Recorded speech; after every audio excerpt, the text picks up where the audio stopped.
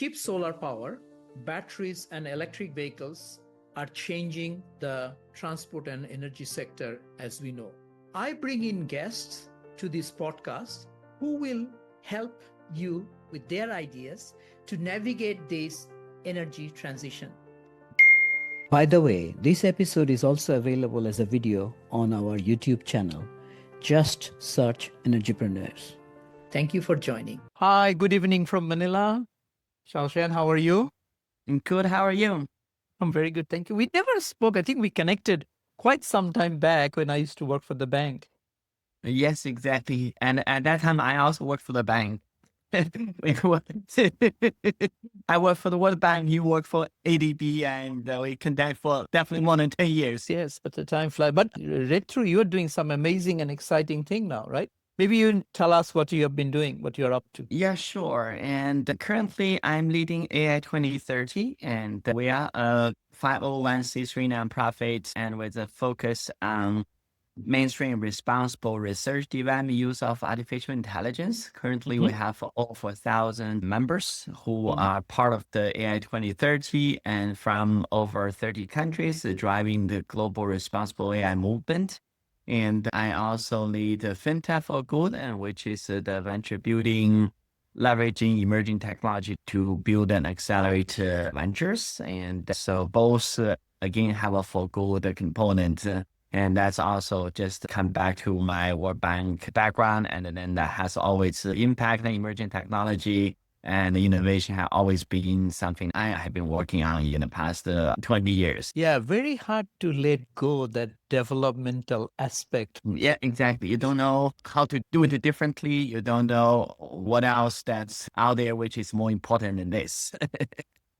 Because I get the same blame saying, I'm always trying to leave something on the table, trying to make sure the equity and those things are there. Although it's a private transaction, we'll just say, hey, so it's the public sector background. So yeah, I think we're trying to do something better. I like the name, FinTech for Good. What sort of project you are working on FinTech? For FinTech for Good, last year we did mostly incubation acceleration, and we worked with 1871 and graduated quite a few startups leveraging emerging technology to transforming the financial service industry. And there are some amazing startups that we help to accelerate. Okay, so a focus on financial services. Yes, yeah. So what are the real exciting ones that you have financed? Yeah, we look into 3 different baskets, and one is around banking. The other category, we look at payment. And the third that we look at, we call it emerging FinTech. And so under each category, we have some good ones, and there are tons of them. I don't want to name specific ones because if I name, I need to name everyone. It's like your babies, and it's hard to see that you like which ones. You're an investor. It's a little bit different from the venture capitalists, and from over hundreds of them, if you are an investment fund, and then from these hundreds, you probably invest 1 or 2, it's very easy for you to say, yeah, I'm backing this and I'm very excited. As a accelerator program that you back so many, and to see this one is better than that one, that's probably not right. Yeah. So when you are investing in those funds, what are the top things that you will look for? Because I'm looking at a very early stage. So number one is really the founder, and whether the founder has the qualifications and passion and align with the problem and with the background, and this person or this team is the right team to solve that problem. Then definitely the second part is the problem and the solution itself. Is that worthy problem and the solution is strong? And the third part is the technical component. And do they have IP? Do they have something unique? And lastly, we look at the customer validation. Although it's early stage, but they should have already customers, and they are solving someone's problem. Someone have show the willingness to pay, and those are very important for us. Yeah, I like the way you said. The first thing is you're looking at the people, looking at the team. Then it's okay, what problem are solved? Have you solved the beat yet? Have you got revenue? You have a customer, but the first thing is, That have you got the right team? The yes. people are Yeah. so important, no? Yeah, absolutely. Because interestingly, for the problem itself, many people can see the problem. And for the solution, many teams can build a solution to solve that problem. When you look at unicorns, it's exactly that team who are able to develop the product, delight the customer, have the potential to just also raising capital and also scale globally. Those kind of elements, it's very unique. And a lot of that uniqueness is associated with the people rather than anything else. Yeah, because at the end of the day, people is the one who develop trust and consumer delight. I like the way that you use that word, right? Yeah, and that works. Again, I also work for some big tech as well, and their customer obsession was one of the core components for the big tech. Everything we did there, or what I did there, was first and foremost delight our customers. So Yeah. that has been in your blood after you worked there. Because I think that is Amazon, right? Yes. Because I heard that from the CEO once. And then, of course, you were in a very senior responsible position there, right? Yeah, I was the global head of innovation and go-to-market there. The global head of innovation. That itself is a big thing. But your takeaway from that role and other roles, that it's very important that the customers like something that is on the table. Yeah, so from Amazon side, customer obsession is the number one leadership principle where the company itself aims to becoming the world's most customer obsessed company. And everything everyone there is doing is really to delight customer. Extraordinary. So you bring that principle then, of course, when you are screening and you use that tool as well to see, is it ready? Will the customer accept it and how it will be? Yeah, the number one thing is whether the team have that customer obsession in their bones. And for the problem, is that the real problem? Someone really need that problem to be solved. And for the solution itself, it's also those solutions are the most effective solution compared with other possible solutions. And do customer like that solution the most? And how do they just vote their preference using the money? And say, are they willing to pay for the solution? And so everything, as you can see, there is a customer angle there. Yeah. Yeah, I think I can relate. I have a little Airbnb in Melbourne. So I have someone managing it. Every time there's an issue, I said, listen, I spend a lot of time staying in hotel. I know what it looks like or should look like. And they said, no, but we don't have to accept this customer. Da, da, da. They said, he or she may not know. It's your attitude, right? You have to be this, otherwise. So I can see where you're coming from. Fantastic, that customer obsession. Now, we have all those customer obsession. These are the things humans can do. Now, you also founded AI. You're bringing everyone together and say, how to make sure that AI is good, FinTech is good, right? How do we capture that goodness and put into machines? You have any thoughts? Yes. And so for AI 2030, we focus on a responsible AI for good, and AI for all. So these three focus really reflect different aspects within the whole spectrum. And from responsible AI, number one is that although we all know that the AI brain has brought all the benefits that has been talking about, but there are also the negative part of AI, which any technology bring benefits in the meantime also bring new challenge. And the new challenge associated with AI is also very clear. And we define that our own responsible AI framework, which includes 6 pillars, and make AI transparent, accountable, fair, safe, secure, sustainable, and privacy preserved. And we have already seen under each pillar, and you can give tons of examples when AI is not transparent and what would be the problem, when AI is not privacy preserved and what would be the problem, and when AI is not sustainable, what is the problem. So we try to create a global movement to really make AI responsible. That is one part. The other part is when you look at AI could also create a new digital divide where that's AI benefits different people differently, not equally. And we see some domination in the AI development. We see some individuals that have more access to AI than others. And if we see that in the future and our human intelligence is not enough, and then it will be human plus machine, as we call it, collaborative intelligence. If that's the future, if everyone will be assessed against your human machine collaborative intelligence, and naturally that who have machine to facilitate as a part of the intelligence and who don't, becoming very important. For those who don't have access, who don't have human machine collaborative intelligence, naturally, then they are already in a disadvantage in the job market, in solving problems, in being productive, who benefit from AI and who are not, and how to bring AI to all. So that's the AI for all part. Then AI for impact side, it has been mostly used to just increase productivity in many industries and to just generate large commercial returns for the corporates.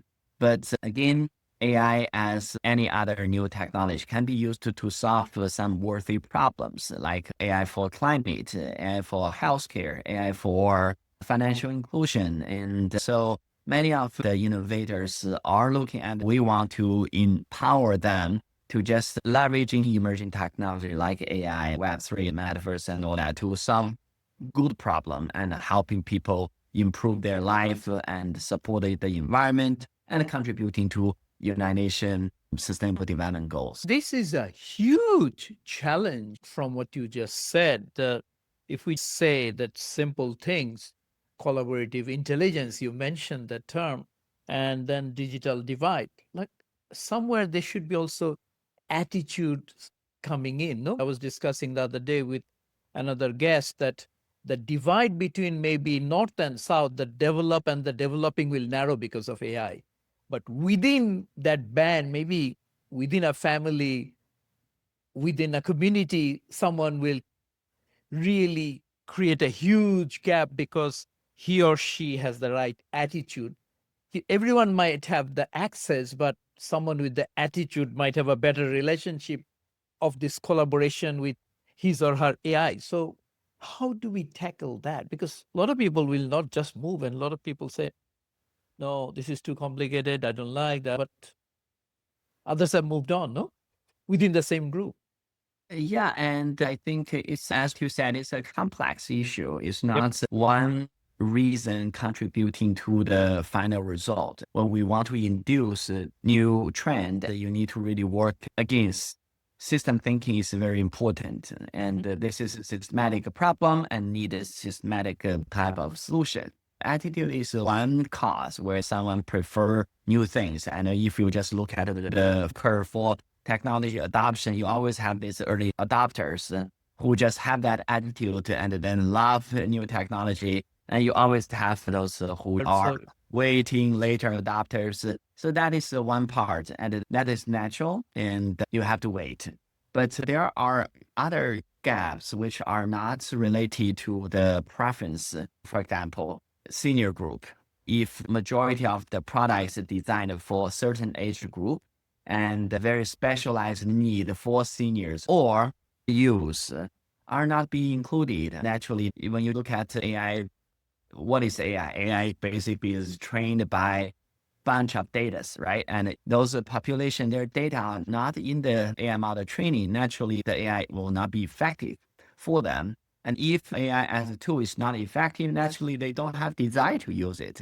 For example, when you look at youth, and a lot of investment go to making AI more effective, more productive, and to be more advanced, solving more complex issues. But if you look at the youth, they only need AI to just solve some basic, answer some basic questions. But guardrail is very important, how to give AI to use and not provide the wrong answer, and then to protect the use what information they shouldn't be access to, and then all those need to specialized AI. So again, if the innovators are not really solving their problem and don't think their problem are worthy, naturally those groups will not be included in the future of AI. Of course, there's also poverty related issue where that they are already marginalized group who even don't have a device. How can you just bring AI to them if they don't have a device? And there's a literacy issue. And when we talk about large language model, and the language is important. If, those who are not educated, and where that's the language already itself just makes their prompting skills much worse than those who have much better language skills and all that. How you can just bring them at the speed and empower them to access and also benefit from AI in the same way with those who have a better precondition. So there are tons of issues around that. And that's why I go back to your earlier comment. The problem we try to solve is not small. So that's why we want to create a global movement. And our approach is that by empowering leaders and by empowering corporates, when they take on responsible AI leadership through their work, we can achieve. We as a nonprofit, we don't think that we are the one who is changing the world.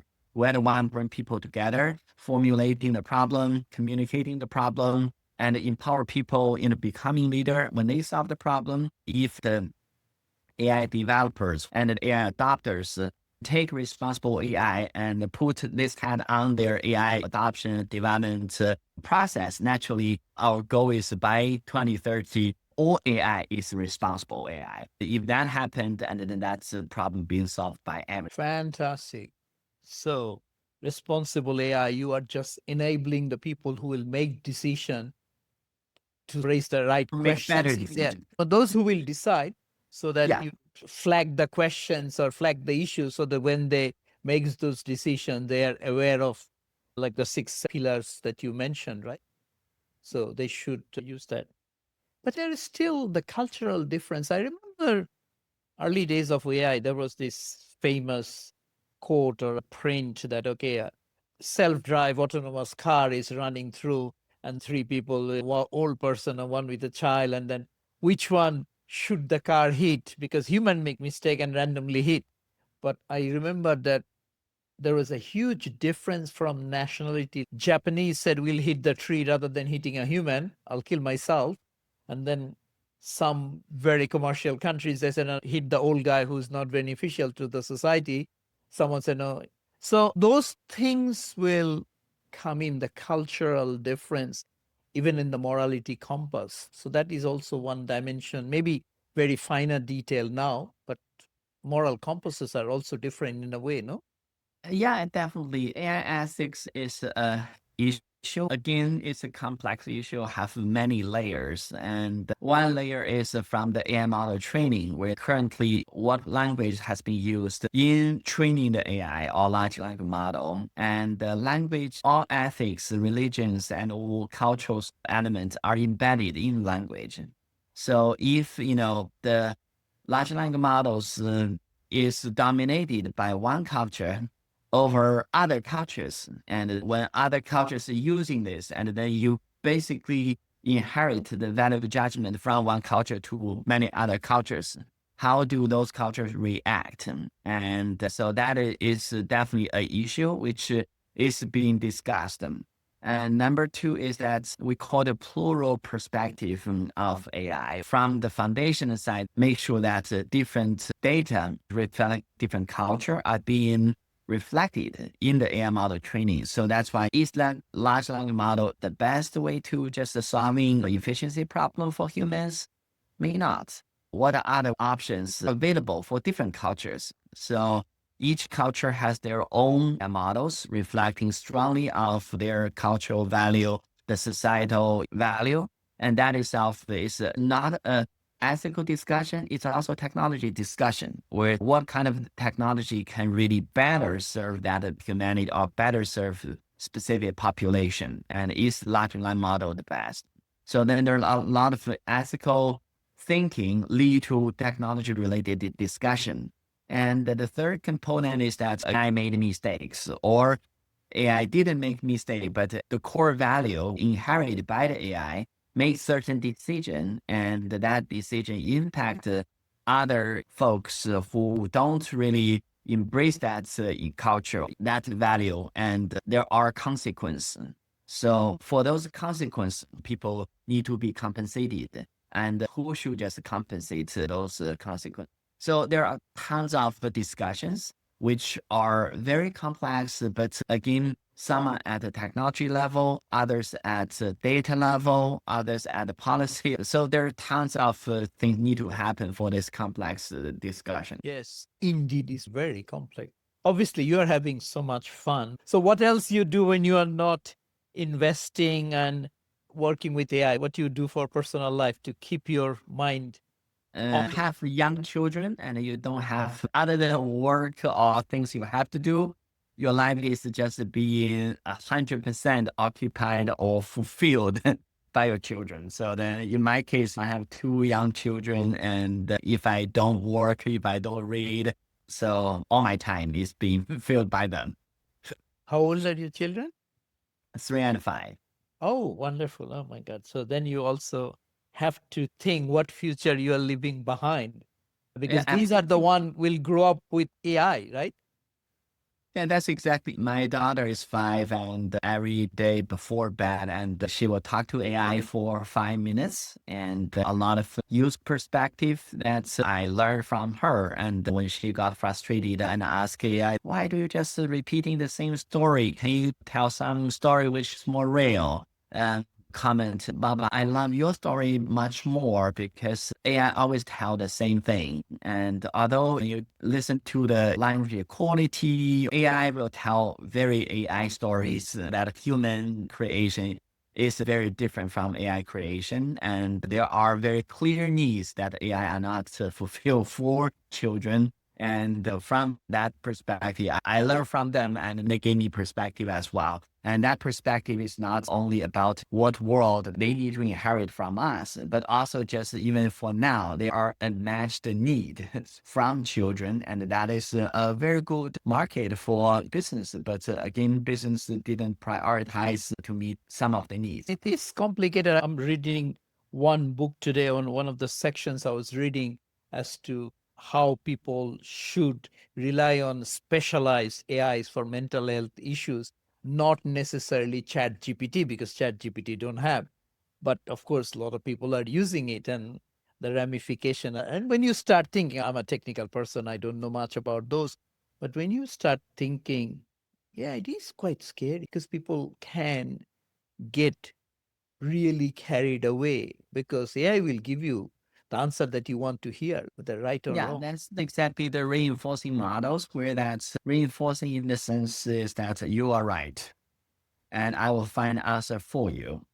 If you correct me as I'm wrong, and then I will agree with you and I will try to delight you. So in that sense, that's definitely, again, now many of the foundational model providers try to improve the model and then address those problems. But this is not a problem which can be addressed in that way. And that's need a lot of other components. The technology company play a very important role in that, but it's the legal side, the human behavior and the education and all that play a role in how we can minimize the risk and also negative consequence of AI usage to individuals. Maybe there is a room for having one AI which will always call a spade a spade. You have one of those friends who you can bounce up, he or she is not convinced. He'll never tell a badly cooked food that, wow, that was so nice. No, he'll say, no, sorry, this really sucks. No, we all have people like that who will really give you exactly what it is. No. Yeah, and some of the startup I work with, for example, I provide a personalized AI, especially for coaching and mentorship, where they hear you, they give you feedback, and then all that data is based on your input. They know you a lot. But one thing is, again, they are still using the reinforcing model to train the AI, and then that itself is still have a problem. But by the end of the day, the quality of AI service is not really whether they are able to be honest with you, because in general, they try to be as honest as they are trained. And it's more as how much they know about you. And if, you know, the AI from the large language model trained by everyone else's data, they give you the data which may not be relevant to you. But if it's your personal AI, which should know you more than anyone else, and then I think in general, that quality of advice or feedback will be very valuable. Yeah, maybe I'll ask you this question. I was with someone the other day, and the person was saying, I work for this. I'm a lawyer, but I want to do this. What do you think? I said, listen, I can give you my perspective, but that is only a perspective. Why don't you sit with one AI, at least get a broad perspective? Then you can at least find out who you need to talk to. Just define that a bit more clearly. And I really did not know what particular AI should one use. Now that you are mentioning, if somebody wants to use AI as a mentor or get some guidance or just have a general chat based on one's own data, is there a specialized one already available now? Yeah, there are a lot. If you just look at your phone and if you use Apple, you go to Apple Marketplace. If you use Android, and then how many applications you have there to just serve different need.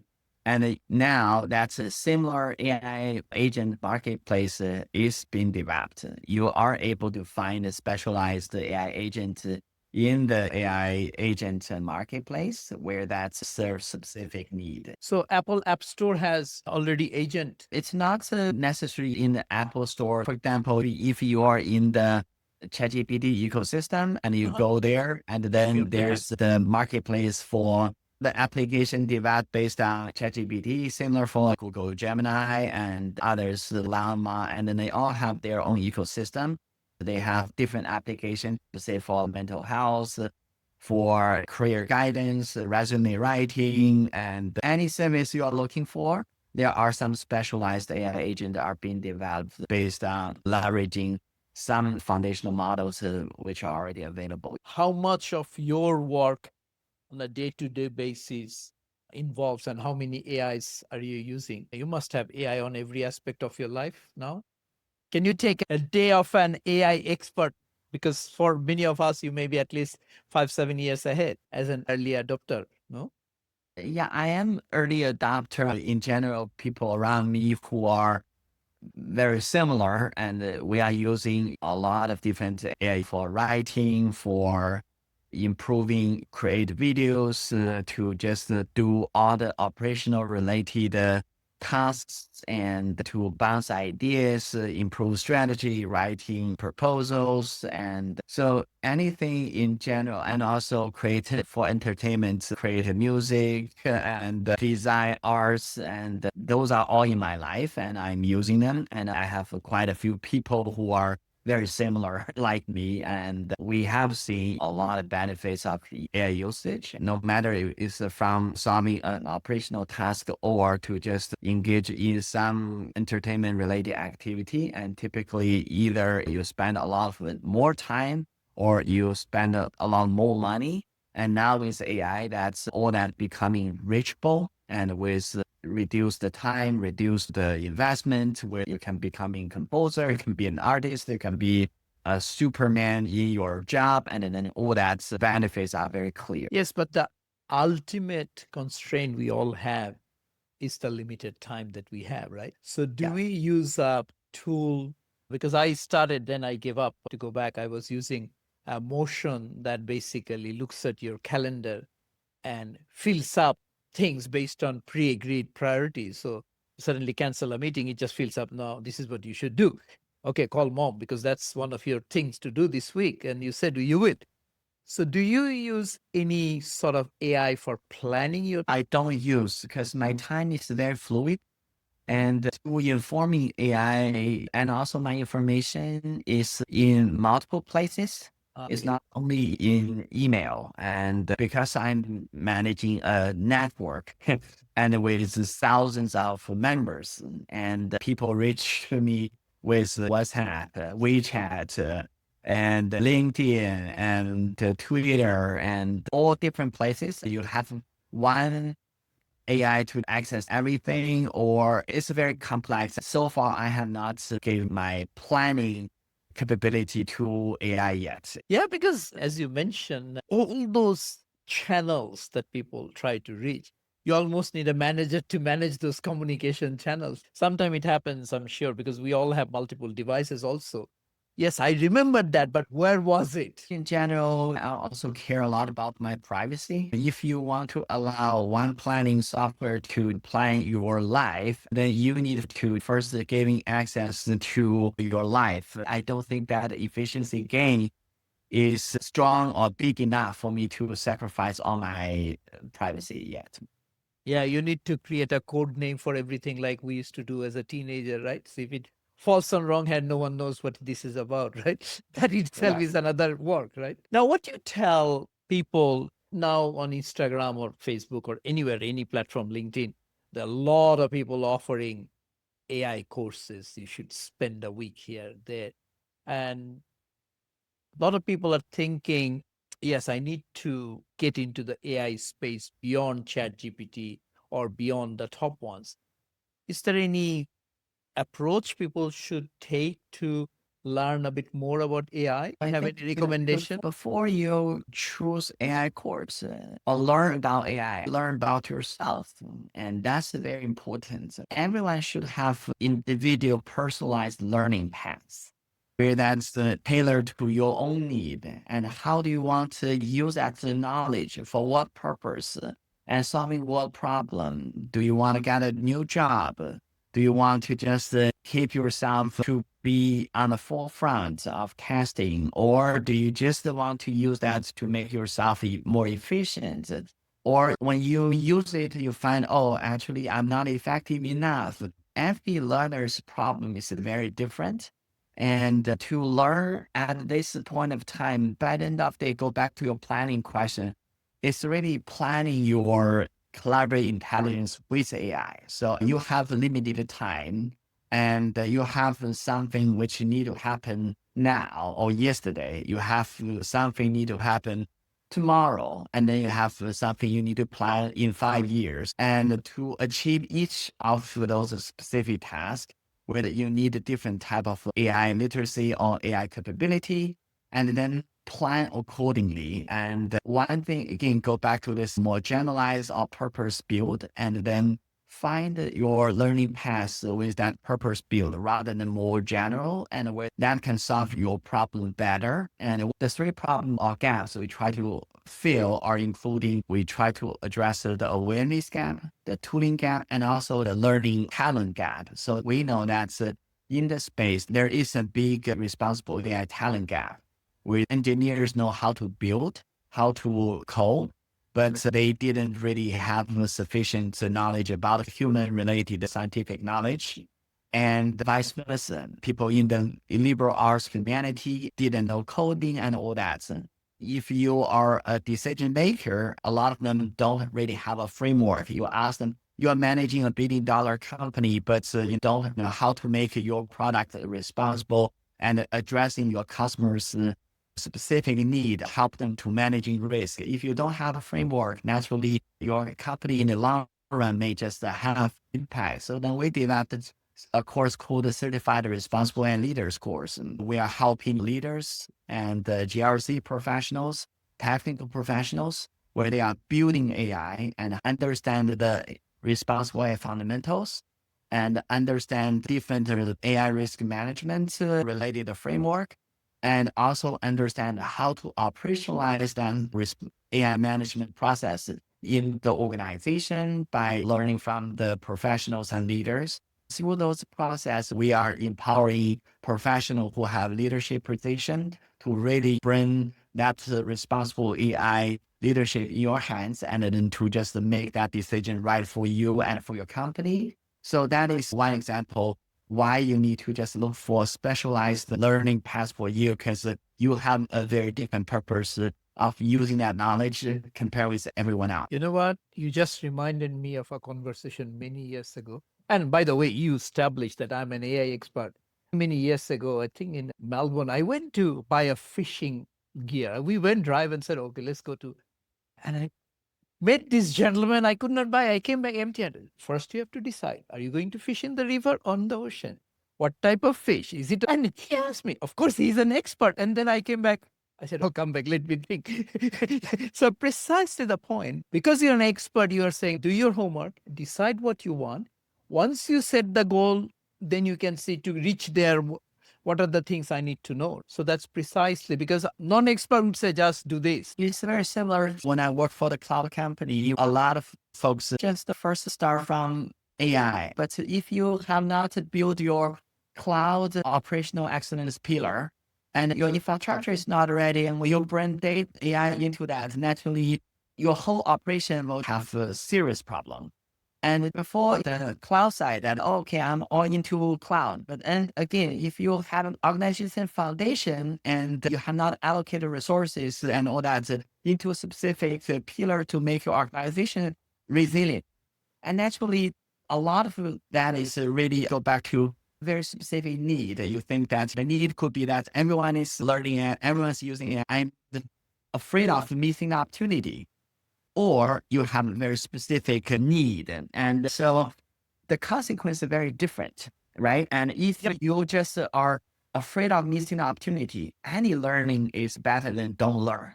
So you can just choose anything, you spend some time, and then you will learn something because that is really learning for the sake of learning. And you are not going to use that to do anything. My advice to that is go ahead and learn anything.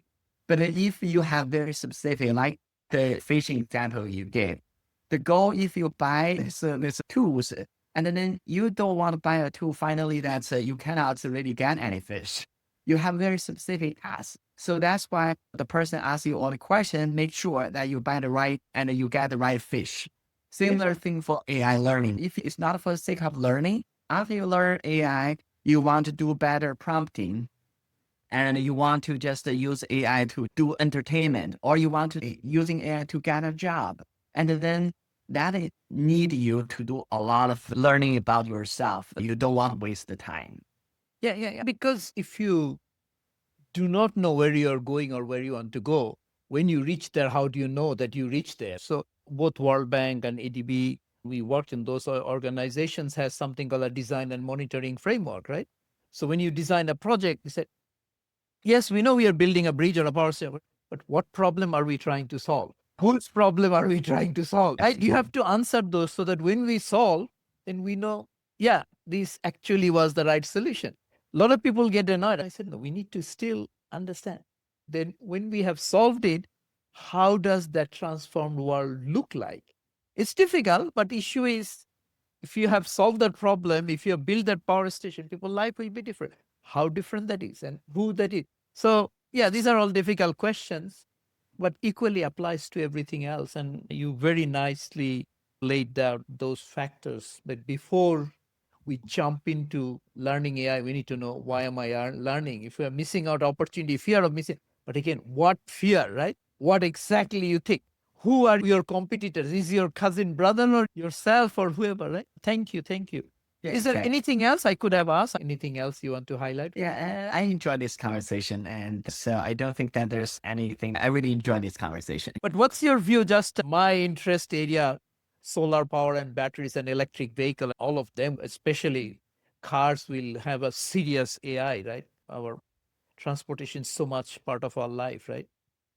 Even the solar and the renewable energies, when you look at renewable energies, a lot of time we take solar as an example. The reason why solar is becoming one of the main renewable energy sources is really because of the production costs are just decreasing so fast. AI can just continue reducing the cost of production. That itself will just contribute majorly for renewable energy adoption. That itself can also translate it into a lot of companies' profitability and return for renewable energy. One of the core component where that investors don't invest in renewable energies because of the profitability and certainty and all that, where that AI can bring a lot of that certainty and bring the more profitability into that. And the other part of that renewable energy adoption is around consumer behaviors. We have the renewable energy curtail. That is some of the grid related. The grid that is not smart enough to understand the demand and supply. With AI, the smart grid can be really smart and then can do a much better job to manage the waste, and we incentivize the demand side of management of renewable energy. So there are tons of benefits where that's the AI plus renewable energy can be a very exciting old and new area where that we can see many of the unicorns could just continue to emerge from this space. And also the electric vehicle, the vehicle to grid, and so many things happen. So many things. Yes, absolutely. Thank you so much for your time. Thank you. Really appreciate it. We hope you enjoyed this episode of Energypreneurs. If you enjoyed this, don't forget the full video is on YouTube. Just search Energypreneurs. Thank you. See you next time.